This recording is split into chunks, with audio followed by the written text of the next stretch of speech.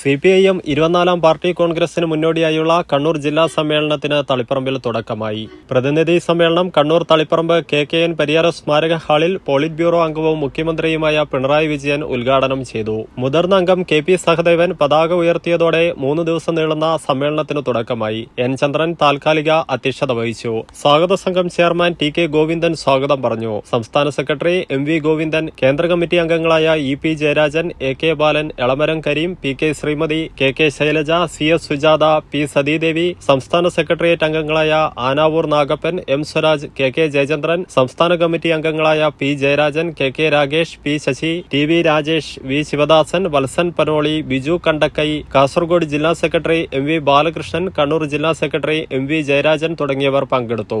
കണ്ണൂർ ജില്ലയിലെ 18 ഏരിയകളിൽ നിന്ന് തിരഞ്ഞെടുത്ത 496 പ്രതിനിധികളും ജില്ലാ കമ്മിറ്റി അംഗങ്ങളും ക്ഷണിക്കപ്പെട്ടവരും കേന്ദ്ര സംസ്ഥാന കമ്മിറ്റി അംഗങ്ങളും ഉൾപ്പെടെ 566 പേരാണ് സമ്മേളനത്തിൽ പങ്കെടുക്കുന്നത്. തിങ്കളാഴ്ച വൈകിട്ട് കണ്ണൂർ തളിപ്പറമ്പ് നഗരം കേന്ദ്രീകരിച്ച് നടക്കുന്ന റെഡ് വളണ്ടിയർ മാർച്ച് പൊതുസമ്മേളന നഗരിയിൽ സമാപിക്കും. പൊതുസമ്മേളനം മുഖ്യമന്ത്രി പിണറായി വിജയൻ ഉദ്ഘാടനം ചെയ്യും.